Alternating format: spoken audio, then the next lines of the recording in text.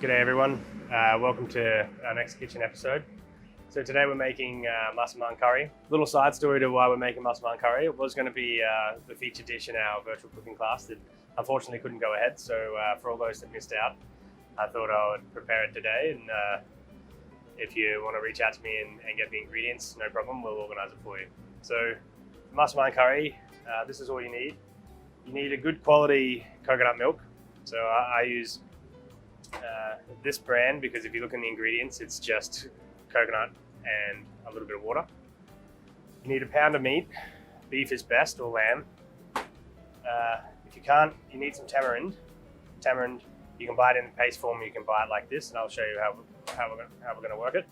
If you don't have that, lime works just as fine in its place. You need some palm sugar. Bulk Barn sells it. All health food stores sell it. You need some peanuts. You need a potato. And some coriander. So that's all we need. Oh, you also need some rice, obviously. So what I'm going to do is I'm going to put the curry on. It's going to take a couple hours. We'll come back and then we'll have some curry. So first off, you want to peel your potato. Then we're going to cut it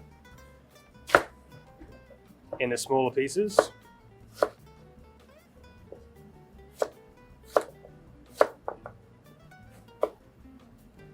Not too small, not too big.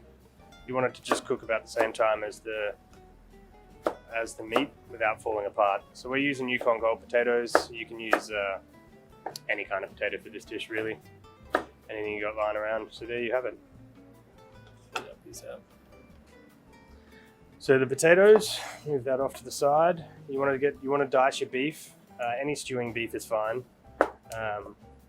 We're using Triple A chuck for this one.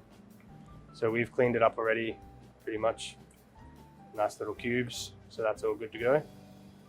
So just like that, about a pound. Now our curry paste. For the cooking class, we were using this brand. I find it's a very good quality paste. It's for the purposes of the cooking class, it was going to be just more convenient and something you could re-replicate at home. Its main ingredients: lemongrass, kaffir lime leaves, cloves, tamarind, shallots, ginger. So good curry paste. If you're very adventurous, Google a recipe, make one at home. It's always better if you make it yourself, but that's what we're doing.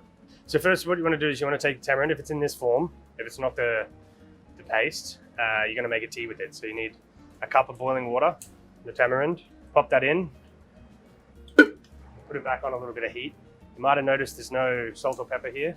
That's because you don't need it for this. We're going to use the palm sugar for sweetness, the fish sauce for salt, and the tamarind for sour.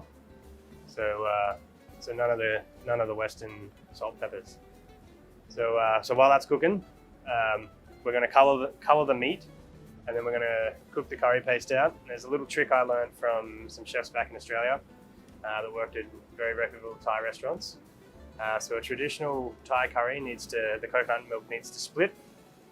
The reason they do that is it used to be its own form of preserving. So the fat would rise, the oil would split, the fat would rise to the top, and then when you cooled the curry down, it would solidify and preserve the meat so they could eat it a couple of days later. It also brings out a lot of the flavor in the oil. So that's a traditional curry. If you've gone to a decent Thai restaurant and you've seen a few specks of oil on the top, that's because they've made it properly. So what you're going to need for this is a good medium-sized, heavy-based saucepan. If you don't have a heavy-based saucepan, you can brown the meat in just a pan. That's fine. And you're going to need a smaller pot for the rice, coconut rice we're going to cook later. So turn that on. Let it get nice and hot. We're going to add a little bit of oil and sear off the meat. So a little trade secret I'd like to share. Don't tell anyone I told you, but this brand is I find the best brand to use. And not to put a little bit of product placement in our ads, but the reason I use it, and the trade secret I'm about to explain, is that you want to pop it in the fridge because you want the coconut cream to solidify. See how this is hard? It makes it easier to separate. And we're going to dig down a little until we get to the coconut, the watery part. Now we don't need the watery part just yet, we need it for later. So create a little air hole, get that out. And that's all the good stuff. That's what we want for this dish. And it's just easier to get out. If you don't refrigerate your coconut milk, no problem. You just skim this off the top and it'll be a little bit more watery. So that's the trade secret. Don't tell anyone I told you. So over to our pan now. It should be nice and hot. Good bit of canola oil. Now, if you're a traditionalist, you would have seasoned your meat by now.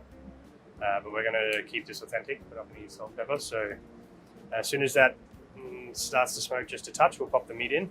We're going to brown it on all sides, and we're going to take the meat out of the pot.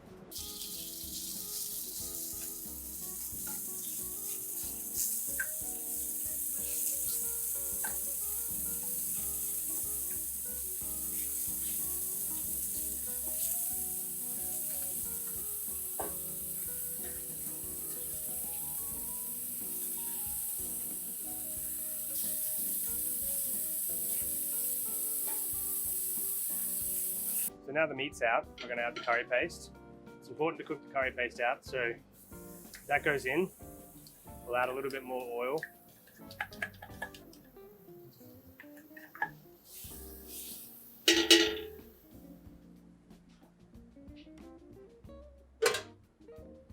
Turn the heat down to like a moderate low and just cook that out for 30 seconds to a minute. Doesn't need to be long. While that's cooking out, or after that's started to cook out, we're going to add the coconut cream. So it's the cream off the top of the coconut milk. So see how easy that is to get out?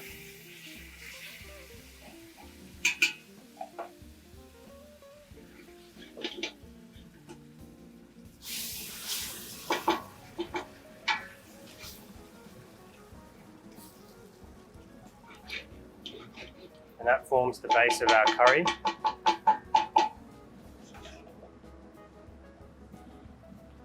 Turn the heat up just a little bit. And let that go for a sec. So that's going pretty good. You can already see the coconut milk, the little bits are splitting. So we're going to cook this for a couple more minutes. Once that's nice and starting to separate, then we'll add everything. So we've got the curry cooking down now, the curry sauce I should say. It's almost ready to add everything. While that's cooking, I'm just going to show you the tea. So we added a cup of boiling water and about a tablespoon of the tamarind. And it's making this rather bitter, sour, smelly concoction. I'll let my cameraman smell it. Camera lady. If you look at that now, it's just at the point where we're going to add everything. So that's what you're kind of looking for. You want to see the little oil droplets come to the top. That's the coconut milk cooking down and splitting. It's one of the few times that splitting is okay. It's actually encouraged in cooking. So we'll put that in now. So in go the potatoes.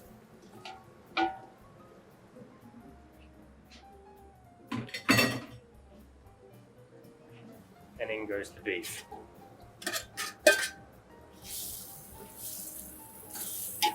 So we're going to let this cook away. I'm going to turn it down a little bit so it's simmering gently.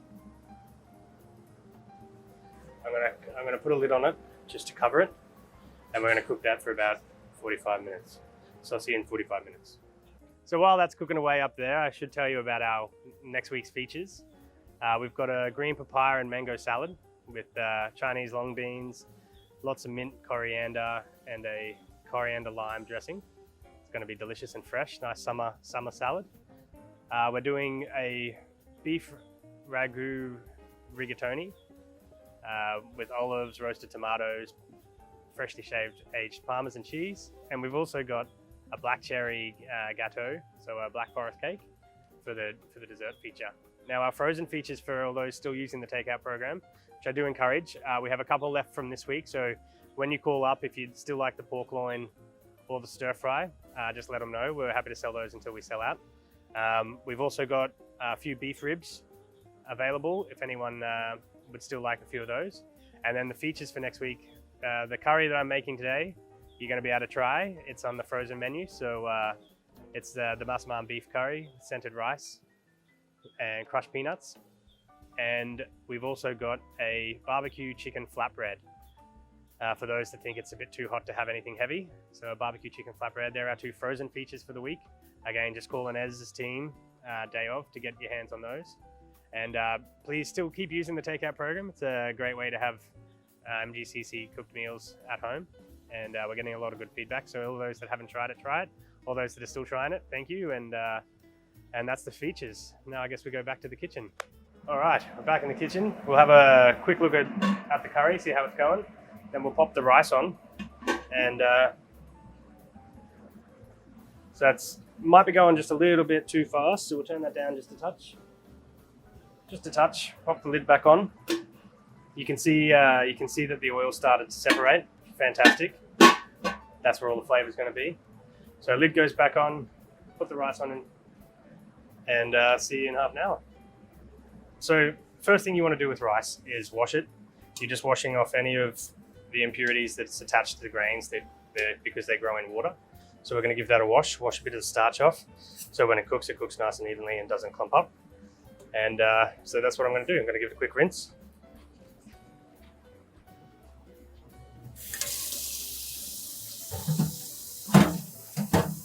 And what you want to do is rinse it in a colander, rinse it till it runs clear.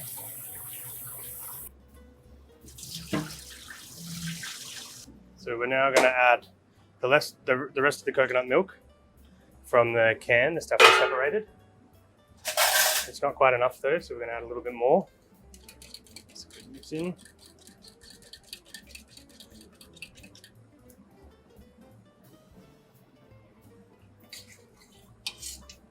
Give that a good stir around. And a couple drops of fish sauce. Just a couple of drops of fish sauce. It's very potent, so just a couple drops will do.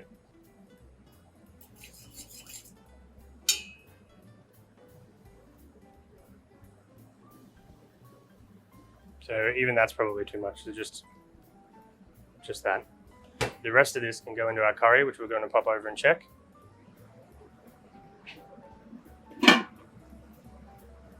So a couple drops of fish sauce. Now we're going to add the tamarind. You don't want the chunks, but you do want to break the chunks up so it flavors the water. And then start with 2 tablespoons. You can always adjust it as you go. And then we're going to add a bit of palm sugar. Just a pinch to start. You don't want it too sweet. You can't really bring it back too much. If you add too much fish sauce, too much tamarind, or too much palm sugar at this stage. So we're just going to season it in stages.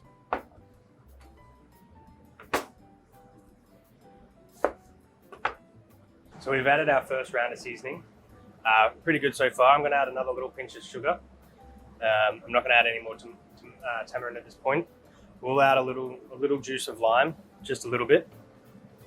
It just helps cut through the creaminess of the coconut milk. We can let that cook down now without the lid on. So 20 more minutes. So a good rule of thumb for rice. You need enough liquid to cover this part of your nail above the rice. So I need a touch more water, but that's fine. So we need just a touch more water. That'll probably do. And then we turn it on full go and get it nice and boiling. Then we're going to cover it in cling wrap, cover it with tin foil, and put a plate on top. Yeah, if you've got a nice set of pots at home, pop a lid on it. Same thing. And what we're going to do is the absorption method. So it comes to a boil, then you turn it right down, and you let the residual heat absorb into the rice. It makes nice fluffy rice, hopefully. Turn that down again, and as soon as the potatoes are cooked and the beef is tender, it's ready to go. The rice will take 20 minutes. All right. So as you can see, we put the lid on. We made a poor man's lid for those. If there's any students watching, and you went to the op shop and bought the pots without the lids, this is how you make it for rice. So what you want to do, pull out enough cling wrap to cover it, and then double it and fold it over so it's twice as strong. Cover the lid, then place tin foil over it so it doesn't burn, and then place a lid on top. So we brought that to a boil, we covered it, We turned it right down to barely on, and then we cooked it for 15-20 minutes. And that's perfect. That's the consistency you want. So our rice is ready to go. I'm just going to cover that back up. You don't need the tin foil at this stage. And we'll leave that covered until we need it. As for the curry, it's ready to go. We're just waiting for the meat to break down a little bit more and the potatoes to cook through. So probably another 20 minutes at this stage. So if you've enjoyed the cooking lesson and want to make this at home, you can get the recipe in my freshly published recipe book. Just call the club. We'll print you a copy.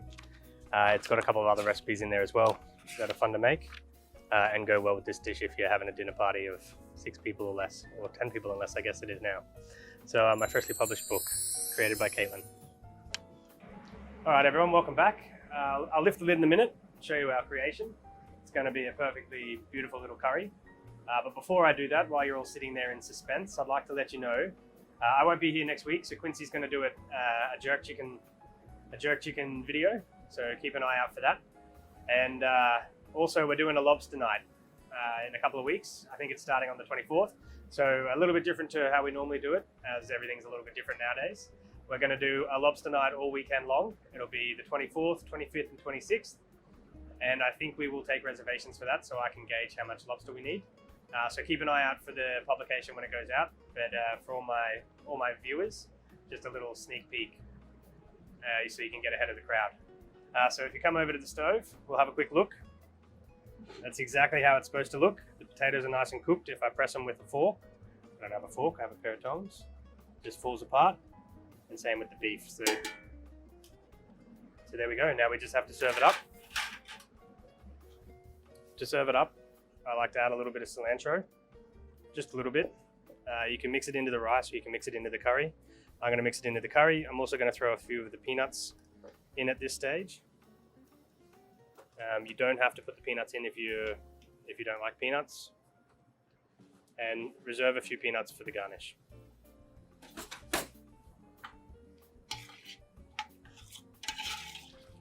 So give that a good mix. We've got our rice here. It's nice and fluffy, pretty lush.